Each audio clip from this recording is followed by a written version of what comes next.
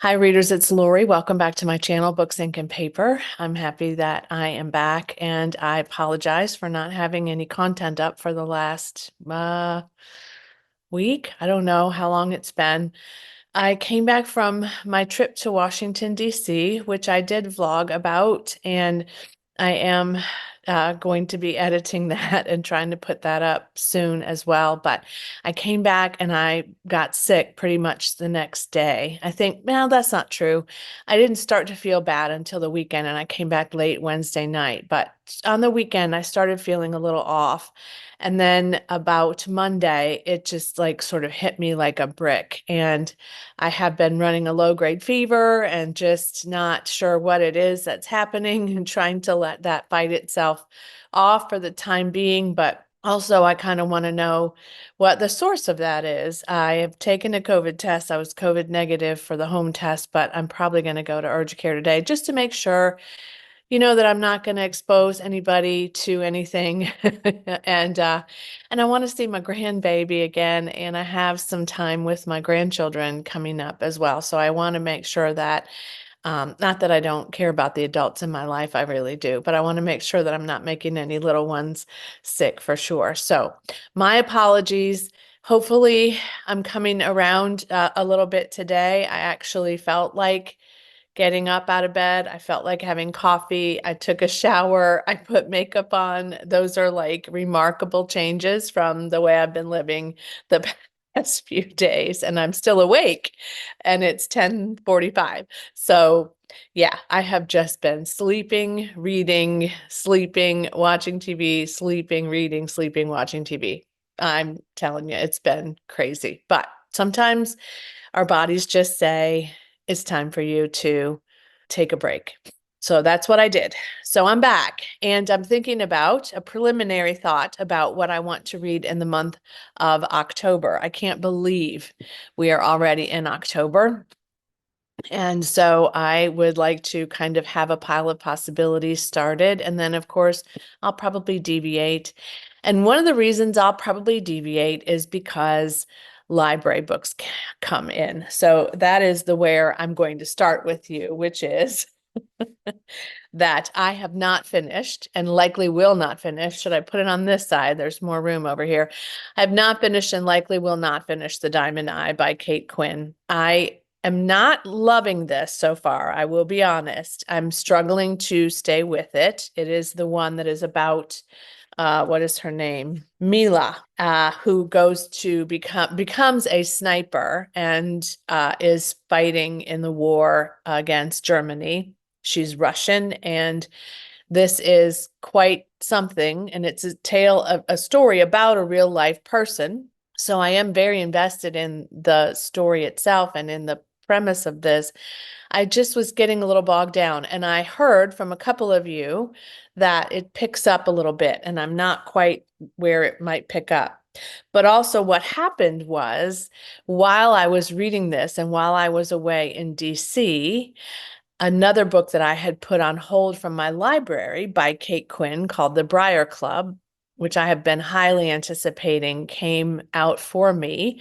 And so I've actually now been reading that on Kindle. And I am about 65% in. I love it. I am really marching through it very easily and highlighting quotes and just really enjoying that one. I think because it is about found family and an era that I am very sort of intrigued by. And so I'll tell you more about that later, but I'm certain I'm going to finish that. I also did purchase a copy of that. So spoiler alert for my haul. I ordered it because I was just loving it so much. But I'm going to try to finish this in the month of October. I really don't want to leave it hanging, and I have heard great things about this book. I think I needed to put it down for a little bit. I did not, by the way, take this book with me to the trip to DC. Um, so that is an answer to that question that may be lingering for you. In fact, I took no books with me to DC. I only took my Kindle, and I bought no books. So let's mark that trip as a phenomenon because I really can't believe I did that. I really can't. So proud of myself. Speaking of libraries, I was on Bookstagram one day and Katie at A Life Between Words. Is that what her channel is called? I mean, yes, Life Between Words on Instagram as well as on YouTube. She said, I just finished the best book. So she started talking about this book and she was actually making a video about what to read next because you know how sometimes you read something that's really amazing and then you go on and you say, what's next? And you can't decide. It's really hard and you don't want anything to not rise up to this, but yet how can it? You know, that kind of thing. So I was intrigued by this book. It's a beautiful cover. I mean, holy cow. Look at that. It's a GMA book club pick, and it is a captivating, big-hearted, richly tapestried story of people brought together by love, war, art, flood, and the ghost of E.M. Forster by the celebrated author of The Tin Man. So it starts in Tuscany, 1944, Allied troops advancing, the war beginning. A young soldier finds himself in the wine cellar of an abandoned villa, and he has a chance encounter with Evelyn Skinner, who is a historian who's come to salvage paintings. And you've probably seen movies and read books about the efforts to save paintings by amazing artists, and it was a major issue. The Monument Men is a book that you could read that is related to that as well. But they find a kindred spirit and they set off a course of events that will shape Ulysses' life for the next 4 decades. And then I think it goes into the future as well. But she said she loved this book by Sarah Winman so much, and it has a lot of buzz around it. And on Goodreads, let me see what the rating is. On Goodreads, the rating is 4.17. So clearly that is a high rating. And I have a number of friends who have marked it as read and just were surprised by the punch that it packed. So will I get to this before it's due back at the library? I don't know, but I just happened to look the day that I saw that Bookstagram video and we were going out to have my birthday lunch. And I said, gosh, I think I want to go to my library and see if they have it. And they did. This is a pile of possibility winner for me for the month of October. Okay, the next one on my pile of possibilities is The 7-Year Slip by Ashley Poston. Ever since I received this gift from my bestie retreat partner in the gift exchange, this was Jennifer. She graciously sent this to me. Ever since I received this book from Jennifer and another one, I have been thinking about both of them. And so I'm going to start with this one because it is a little bit paranormal to some degree, which of course October is my favorite spooky month. So it's not spooky, but it's about time travel. And so that to me is a little bit on that line. And I've just been really, I hear so many good things about this. People love this book. So this is about Clementine, who is a book publicist, and she's kind of staying to herself and living through some things that were hard for her, and she moves into her late aunt's apartment and finds a weird man standing in the apartment who it says he has kind eyes, a southern drawl, a taste for pies, and her well-laid plan begins to fall apart because he's that guy that she would really fall in love with. However, he exists 7 years in the past. So that's hence why it's called a 7-year slip. And I really want to get to this. It is also a Good Morning America book club pick. I don't know that that's usual for me to pick more than one of those at one time, but I did. So I would like to possibly get to that. And then the spooky, spooky stuff. I've had this for a while, and I know that he has another book coming out that I'm going to talk about soon. And I would like to get to this because so many people have talked about Hidden Pictures. Mallory Quinn, out of rehab, babysitting Ted and Caroline's 5-year-old son, Teddy, bonds with him. He draws weird sketches about things, and then a sketch about a man dragging a woman's lifeless body. This is a combination of print and pictures, creepy pictures, and I think some other material, possibly, maybe some texts of things or reports or recordings. I don't know, but it just seems like it's now is the time. And again, I've had this for a while. I bought it to read a couple of Halloweens ago, I think, and just never got to it. This one was published in 2022. So yeah, it's been 2 years since I've gotten this book. And it was one of my highly anticipated reads when I did. So like to prioritize that. And then I talked about this the other day, but what a great thing to do, but to add one of these to my pile of possibilities. So this is Inspection by Josh Mallerman. He also has a new one coming out. This is about two students, J and K. They are in these weird schools in the future, and they're being trained to do different things, but they're also being isolated so that they can't see other, like, I guess, experiences. It's very creepy, I've heard. It's liked by a lot of people I know. It's blurred by a lot of people I don't know, except for Chuck Wendig. And I love this cover. It just seems like a good time for me to get to a Josh Mallerman as well.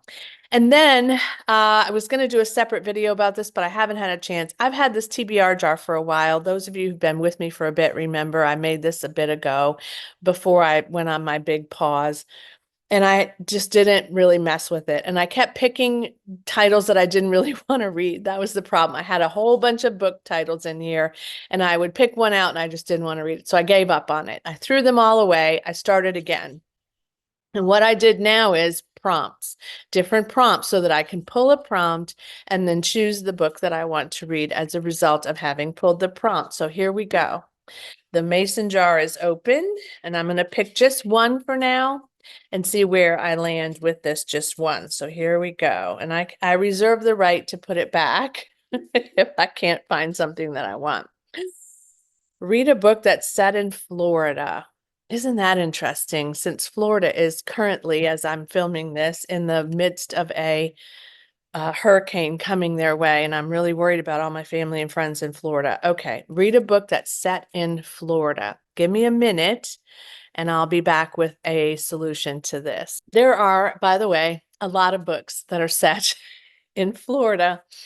So that was an interesting dive that I took into the Goodreads list. But I have decided that what makes the most sense to me, and also then allows me to read something on my Kindle, which I've been trying to do a lot more of. So I am going to read The Last Train to Key West by Chanel Cleeton. In fact, I just acquired this not long ago. This is weirdly blurbed by Kate Quinn. So I'm going to be in this kind of Kate Quinn loop that was a bit unexpected. I will say that this dress, the cinching of her waist, that is quite something, isn't it? That's very, very unnatural. Anyway, I have been wanting to read this for a while. It is historical fiction. It is about 3 or 4 women. As I remember, I just talked about this, but again, I've had a fever. I've had a bit of a time in the last few days, but set in Key West and during a hurricane. So, yeah, I'm not going to start these probably till October, but I guess I could start this one once I finish my Kate Quinn, which is due back to the library as well. So I'm going to put that back in the jar, and hopefully I won't draw it again anytime soon. And I may draw a few more of these depending on what I decide to read or what happens to me in the month of October, but definitely in the next few months, I would like to pick one of those up. I'd like it to have been more of a backlist title, but to be honest, I couldn't find a book about Florida that was in my backlist that I hadn't already read, unless I'm missing something. I looked at a list on Goodreads, but I also thought about, kind of what I have, and I couldn't find anything. So I think that that'll work. So I have each of these in physical copy for me to read. I also do have the Diamond Eye on Everand, so I can finish it by listening to it, which is probably best. That works for me. Hopefully these will all stay in my purview and I'll be able to commit to them a little bit more. My trouble with the TBR, and you probably know this because I've told you before, is it feels like, oh, I don't want to read that now. Like the little 2-year-old Lori just kind of stomps her feet and says, but I don't want to read that. We'll see what happens. She and I sometimes can come to an agreement and sometimes we can't. But Thanks for joining me today. Thanks for your patience with me as I recovered from my trip to DC. More videos to come for sure. I feel like I'm turning a corner. So that's good. I hope you're all well. I hope you're not getting any kind of crud.